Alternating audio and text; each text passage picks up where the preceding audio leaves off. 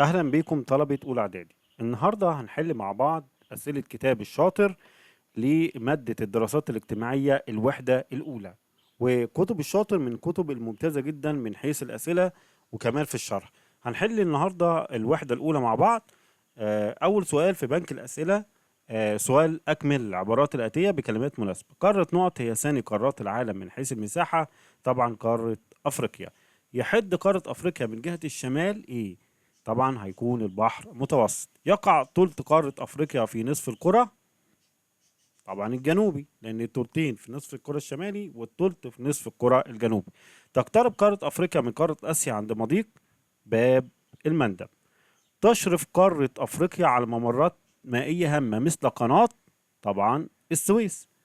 يمر مدار السرطان فين في قارة أفريقيا؟ طبعا هنا قاصد بيه هو في الشمال ولا في الوسط ولا في الجنوب؟ طبعا هيكون في شمال القارة. تم اكتشاف منابع النيل الأبيض في عهد مين حاكم مصر؟ محمد علي. 6. أسس نقط المواني والمراكز التجارية على طول طريق رأس الرجاء الصالح، وطبعا هم اللي عملوا المواني والمراكز التجارية، هم اللي اكتشفوا طريق رأس الرجاء الصالح، بالتالي هيكونوا البرتغاليين.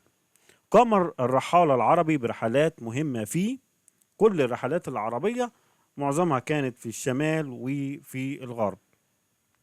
الدول نقط هي الدول التي لا تطل على مسطحات مائية. أي دولة ما بتطلش على بحر أو محيط بسميها دول حبيسة. يحد هضبة شمال أفريقيا من الشرق البحر، طبعا الأحمر من الشرق. توجد واحد سيوة فين؟ في أنهي دولة؟ طبعا دي معروفة، دي موجودة في مصر. بس واحد الجوف موجودة فين؟ طبعا في ليبيا. بعد كده نقط هي أكبر صحاري العالم، طبعا الصحراء الكبرى. بعد كده بيقول لنا 14. تقع هضبة نقط شرق قارة أفريقيا وهي أعلى هضاب القارة، هضبة الحبشة. هضبة نقط هي المنبع الدائم لنهر النيل، طبعا هضبة إيه؟ البحيرات الاستوائية. تمر دائرة السواء على هضبة إيه؟ في وسط أفريقيا؟ مفيش غيرها، هي البحيرات الاستوائية. يمتد الأخدود الإفريقي في نقط القارة، فهنه جهة في القارة في الشرق ولا في الشمال ولا في الجنوب ولا في الغرب؟ طبعا في شرق القارة.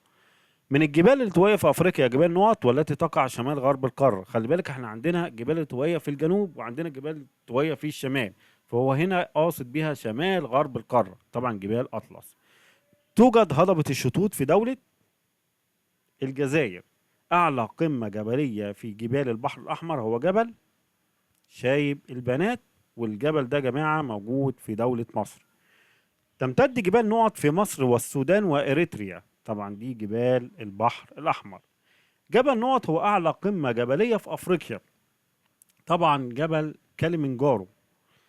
لا، طب ممكن ناس تقول لي مثلا ليه مش جبل طبقال؟ طبقال أعلى قمة جبلية في جبال أطلس، مش في أفريقيا بالكامل. اللي في أفريقيا بالكامل هي جبل كليمنجارو. تعتمد الزراعة في سهول البحر المتوسط على مياه، طبعا الأمطار الشتوية. تتسع سهول تنزانيا على ساحل المحيط، طبعا الهندي، لأن هي دولة تقع على ساحل المحيط الهندي. من أهم الجزر في قارة أفريقيا جزيرة نقط، وهي أكبر جزر قارة، طبعا جزيرة مدغشقر. بعد كده سؤال 26. تمتد حوض نهر النيل في كام دولة؟ طبعا في 11 دولة. كانت نقط هي صاحبة فكرة إنشاء تجمع الأندوجو، طبعا مصر. تتميز هضبة نقط بغزارة الأمطار طوال العام، طبعا الهضبة البحيرات الاستوائية من اسمها عند دائرة الاستواء، واحنا عارفين المناطق اللي بتمر بدائرة الاستواء بتتميز بسقوط الأمطار طوال العام. يصب نهر نقط في مياه بحيرة فيكتوريا. مين النهر اللي بيخش إلى بحيرة فيكتوريا؟ طبعا أو بيمد بحيرة فيكتوريا بالمياه، طبعا نهر كاجيرا. من الروافد الحبشية نهر النيل، هم 3 روافد يا جماعة.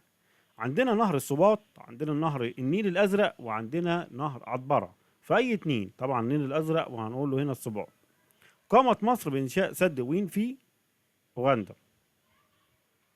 بعد كده من عوامل قيام الحضارة المصرية القديمة، طبعا الثروات الطبيعية، وجود من الثروات ايه الطبيعية. من الحضارات القديمة التي قامت في أفريقيا، طبعا الحضارة المصرية القديمة، وعندنا 4 حضارات وحضارة كوش، وفي حضارة اسمها أكسوم، وفي حضارة اسمها قرطاج. تمام. بعد كده صح والغلط مع التصويب. تقع قارة أفريقيا وسط قارات العالم، الإجابة صح. تمثل مساحة قارة أفريقيا ربع مساحة يابس العالم. هي بص يا جماعة، هي تمثل 20% من مساحة يابس العالم، تمام؟ فالاجابه هنا مش صح قوي، لان لازم يقول لي مثلا 20%. تطل قاره افريقيا على بحار هامه مثل بحر العرب؟ طبعا الاجابه غلط. يفصل قاره افريقيا عن قاره اسيا المحيط الاطلنطي؟ طبعا الاجابه غلط، لان المحيط الاطلنطي بيفصل قاره افريقيا عن الامريكتين اللي هم امريكا الشماليه وامريكا الجنوبيه، فاقوله لا يفصل. تتصل قاره افريقيا بقاره اسيا عن طريق شبه جزيره سيناء؟ خلي بالك كلمه تتصل يعني اتصال بري، اتصال بري. فطبعا شبه جزيره سيناء هو الاتصال الوحيد البري بقاره اسيا. يقع معظم قاره اسيا في النصف الكره الغربي؟ طبعا الاجابه غلط، هو في نصف الكره الشمالي. قامت حضارة قرطاج معتمد على نهر النيل؟ طبعا الإجابة غلط، لأن حضارة قرطاج قامت على موقعها الجغرافي اللي هو ما بين دولة فينيقيا وبين دولة أسبانيا، فموقعها الجغرافي الوسط بين الاثنين هو اللي خلاها تقيم حضارة. تعد مصر من الدول الأفريقية الساحلية، يعني بتطل على بحر ومحيط؟ طبعا احنا بنطل على البحر المتوسط وبنطل على البحر الأحمر. يعد الرحالة حرخوف من أوائل المصريين القدماء الذين اكتشفوا أجزاء من قارة أفريقيا؟ الإجابة صح. بدأت بعثة نخاو الثاني للدوران حول أفريقيا من البحر المتوسط؟ طبعا الإجابة غلط، هو بدأ من البحر الأحمر وقعد يلف حوالين القارة لحد ما وصل مضيق جبل طارق. تنحدر هضبة شمال أفريقيا نحو الجنوب؟ الإجابة غلط. وكلمة تنحدر يا جماعة معناها إن هو تنحدر نحو الجنوب، يعني معنى كده الارتفاع في الشمال من الهضبة دي ويقل ارتفاعها كلما اتجهنا الجنوب. لا غلط، هو تنحدر نحو الشمال حتى ساحل البحر المتوسط. بعد كده تعد هضبة الحبشة أعلى هضاب قارة أفريقيا؟ طبعا الإجابة صح. تمتد جبل عوينات على الحدود بين ثلاث دول عربية أفريقية؟ الإجابة صح، اللي هي مصر والسودان وليبيا. تعد الصحراء الكبرى أكبر صحارى العالم؟ الإجابة صح. تقع هضبة الحبشة غرب قارة أفريقيا؟ الإجابة غلط، هو في شرق قارة أفريقيا. توجد بحيرة فيكتوريا على هضبة البحيرات الاستوائية؟ طبعا الإجابة صح. بعد كده بيقول يوجد بالجزء الشرقي من الهضبة الجنوبية لأفريقيا الأخدود الإفريقي العظيم؟ طبعا الإجابة صح. آه تعتبر جبال الكاب من الجبال الانكسارية؟ طبعا غلط، هو جبال التوائية. تعد قمة جبل طوبقال أعلى قمة جبلية في جبال أطلس؟ الإجابة صح. من الجبال البركانية في أفريقيا جبل كينيا؟ الإجابة برضو صح. طبعا جبل كينيا، جبل كليمنجارو، جبل درنجسبرج، وهكذا. تعد سهول نهر النيجر من السهول الساحلية في أفريقيا؟ الإجابة هنا غلط يا جماعة، مش صح، هي سهول فيضية. بس بعتذر عن النقطة ديت، هي سهول فيضية مش ساحلية، فالإجابة هنا غلط مش صح. تتميز سهول وادي النيل في مصر والسودان بخصوبة تربتها؟ طبعا دي سهول فيضية فبالتالي تتميز بخصوبة تربتها. تضيق السهول الساحلية في بلاد المغرب العربي لاقتراب جبال أطلس من الساحل؟ الإجابة برضو صح.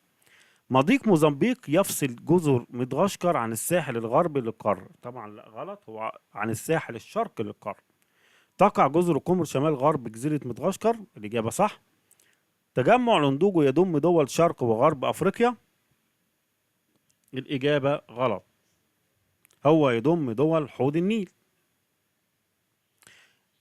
لنهر النيل ثلاث منابع رئيسية؟ لا غلط، هو منبعين، المنابع الموسمية اللي هي هضبة الحبشة، والمنابع الدائمة اللي هي هضبة البحيرات الاستوائية، منبعين بس. بحيرة فيكتوريا هي ثاني أكبر بحيرة طبيعية عذبة في العالم؟ الإجابة صح طبعا، بعد البحيرة العذبة اللي موجودة في الولايات المتحدة الأمريكية. يلتقي نهر السوبات ببحر الجبل فيستمد النيل قوته؟ الإجابة صح. يصب نهر النيل في البحر الأحمر؟ طبعا لا، هو بيصب في البحر المتوسط. دفعت مصر تكاليف إنشاء خزان جبل الأولياء في السودان؟ الإجابة صح. تم إنشاء سد القوين في السودان؟ طبعا لا، في أوغندا.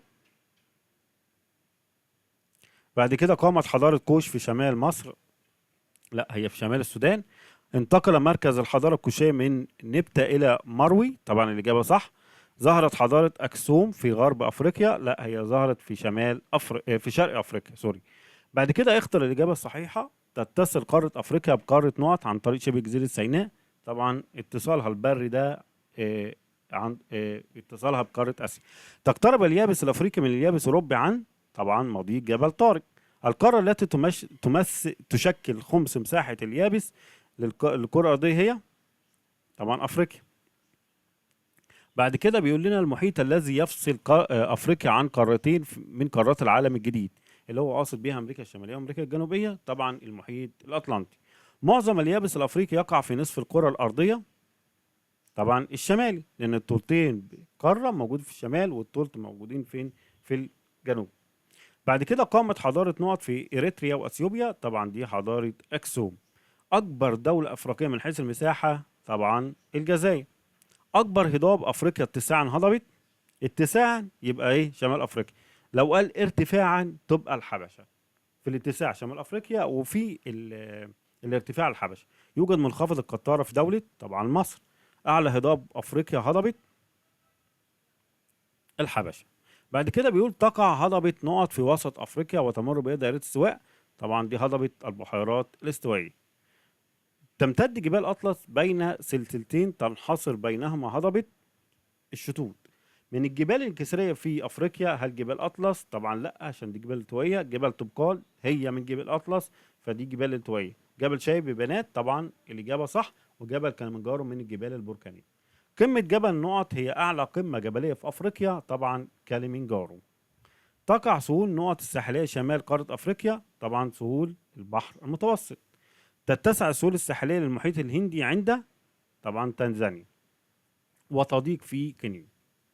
بعد كده بيقول تقع جزر القمر شمال غرب جزيرة مدغشقر.